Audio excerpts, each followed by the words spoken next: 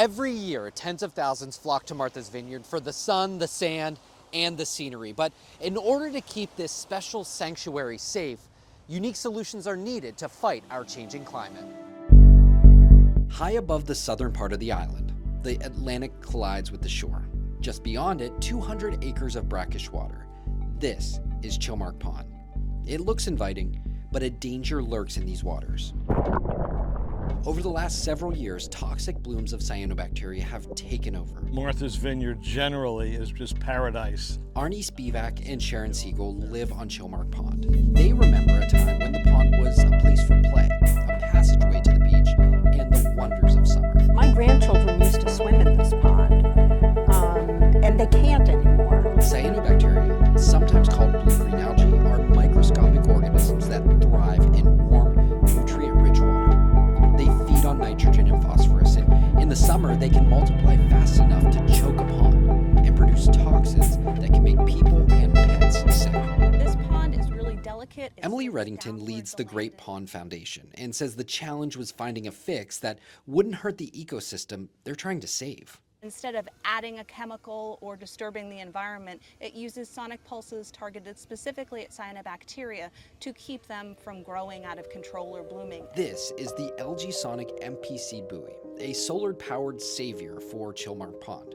Every 30 minutes, it checks the water's vital signs and sends out sound waves that block algae from the sunlight it needs to grow. Without the buoy, the blooms can surface, spread, and release those dangerous toxins. The buoy is treating the bloom, a medicine of sorts, but the problem runs much deeper. The blooms, they spawn from contaminants seeping into the soil. That comes from runoff and aging septic systems surrounding it. This is not a Chilmark Pond issue. This is not a Martha's Vineyard issue. This is not a Massachusetts issue.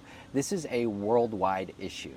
100%. This is a global challenge that we're having to deal with. Across the world, temperatures are increasing. The precipitation is changing. The pressures on the environment are increasing over time. To give you an idea of just how big of a problem this is, at any given time, dozens of cities and towns in Massachusetts have closed beaches because of cyanobacteria. And it's not just small bodies of water either. For example, these algae blooms are also a common occurrence in 3 of the Great Lakes. That's why Reddington's team heads out daily to gather water for testing. The more data, the better. Once the water's back at the Vineyard Haven lab, it's analyzed, sample by sample. This machine will tell us specifically what phytoplankton or what combination of phytoplankton is kind of growing and giving the water that hue. What we're registering is kind of a moderate to high concentration of cyanobacteria. Are you diagnosing the pond here? Yeah, in some sense, we are. All this data goes straight to the Board of Health, the people who ultimately make the call on public safety. The signs were ready to go, the maps went up the same day, and we kind of have a weekly workflow for most of the sampling, but if it's a bloom, those are posted the same day. Back on the pond, those who live along the water, like President of Chilmark Pond Association, Amy Salzman, say the new sonic buoy is bringing a new sense of hope. If it works, it could be a game changer for the island, for the Cape. She believes people and nature share a symbiotic relationship, and losing something like the pond to climate change would be unimaginable. We've gotten so enclosed in our urban world that one of the most important things we can do, I think, for nature is to get people out in it. And restoring this pond is such an opportunity to reconnect people to it.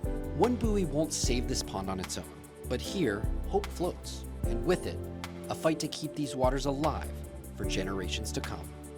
On Martha's Vineyard, I'm Jacob Wyckoff, WBZ News.